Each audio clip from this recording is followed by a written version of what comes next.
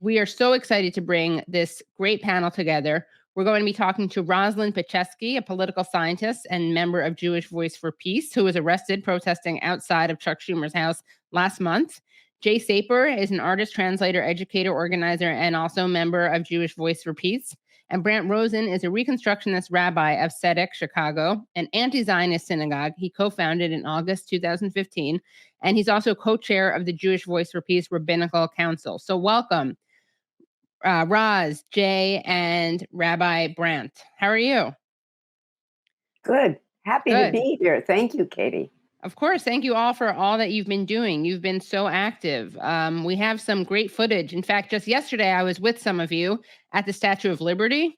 Here in New York, about 500 members of Jewish Voice for Peace and their allies rallied at the Statue of Liberty Monday to demand a ceasefire in Gaza. Protesters wore black T-shirts reading, "Not in our name." In a statement, Jay Saper of Jewish Voice for Peace said, quote, "The famous words of our Jewish ancestor, Emma Lazarus, etched onto this very monument, compel us to take action supporting the Palestinians of Gaza yearning to breathe free." We have some photos and videos of the great action that you guys did at the Statue of Liberty. Oh, good. So there's you. There's Roz. Oh. Black shirt, not in our name. And this was amazing. So you can see all these people at the foot of the Statue of Liberty. It says "Never again for anyone. Ceasefire now. The whole world is watching." And there's Roz getting arrested at another protest. You guys have been busy. You got arrested in October outside of Chuck Schumer's house. So what made you guys choose to do a protest there? So we've been organizing every waking second since October 7th. We held a march to his home, Senator Schumer's home, that very night. Was it against being related to Amy Schumer? Just kidding. Sorry, I couldn't help. Oh, you can take both of them and put them in jail together. Yeah, they can share a cell. Well, as the majority leader of the Senate, he presides over a body that sends $3.8 billion in military funding to Israel each and every year. Now, the Congress is even looking to expand that to over $14 billion to Israel, to its military specifically, funding those bombs that are being used right now to rain down upon the people of Gaza. And so that is why we showed up at his doorstep. That is why Roz was blockading the busiest thoroughfare in all of Brooklyn, Grand Army Plaza, right outside of his home, getting arrested to say business as usual cannot go on. This is a crisis. You must take action now for a ceasefire immediately and an end to U.S. military funding to Israel so we can address the root causes of this violence, which is oppression of the Palestinian people who've lived under 75 years of occupation and apartheid. And we have a role in challenging our own government's ongoing complicity and moral cover in those crimes. So let's take a look at the Grand Central Station action. Does one of you want to set up what happened? Yeah, so thousands of Jewish New Yorkers shut down the world's biggest train station during rush hour traffic to call for a ceasefire. It was the largest act of civil disobedience New York City has seen in 20 years since the beginning of the Iraq War. Yeah. So let's take a look.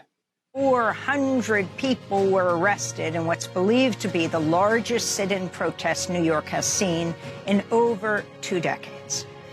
This is the Jewish Voice for Peace. They support the protests. They've been calling for a ceasefire. The turnout is massive. Right now, you are hearing thousands of Jewish New Yorkers who are raising our voices. So clear that our safety can never come at the expense of another community's safety. President Biden and Blinken, listen to what people are telling you, especially the young people and lots of Jews. While the group comprised mostly of Jewish activists, people from all backgrounds were here. I'm here because the U.S. government is funding the bombardment, the indiscriminate bombing of 2.2 million Palestinians in Gaza who have no access to fuel, have no access to medical supplies. Their hospitals are being bombed, their schools are being bombed. There is nowhere to go. What's happening to Palestinians has been happening for decades, and it must end now. Take a look right behind me here. Members of that Jewish activist group standing on a ledge next to the departure sign. You've got the NYPD trying to get them down. This was sort of reminiscent of a protest back in 1991 when members of ACT UP went on that ledge and protested. So what you're watching right now are members of the Jewish Voice for Peace being taken into custody. They are demanding a ceasefire in Gaza. And for the most part, it's been pretty peaceful here. My Jewish tradition teaches me that life is precious.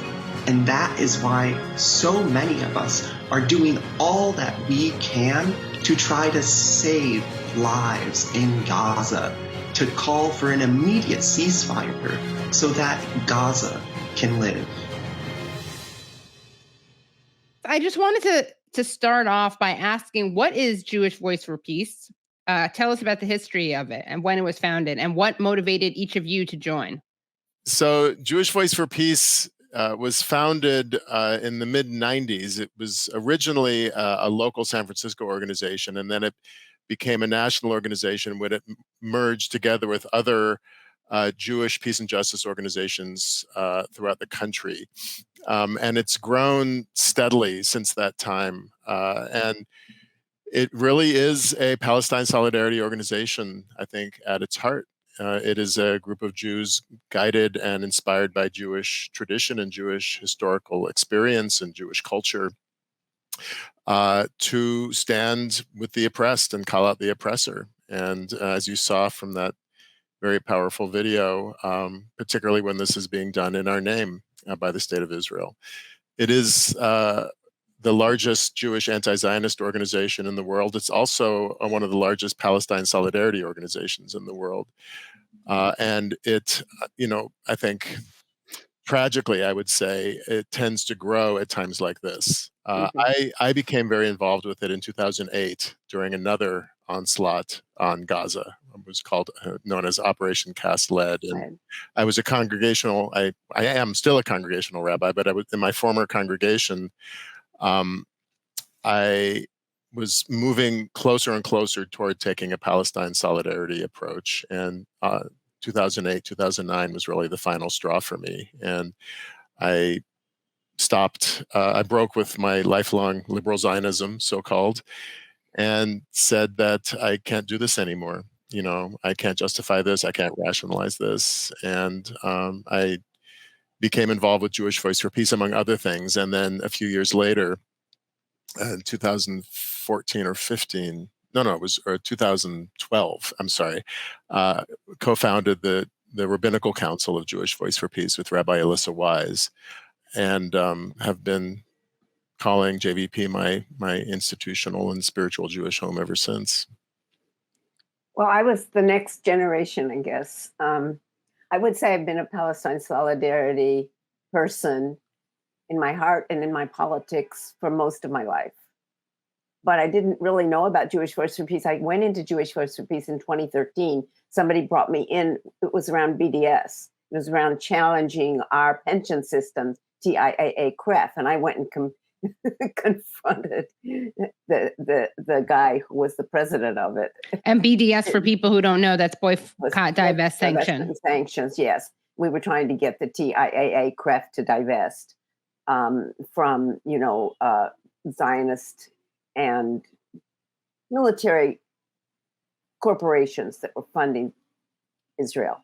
But I really came in with lots of other people, as Rabbi Brant said, at times of crisis. That's when we gained many, many new members. Like right now, we're absolutely overwhelmed with our new members. In 2013, 2014, there was another horrible siege on Gaza. It was the most horrible until now.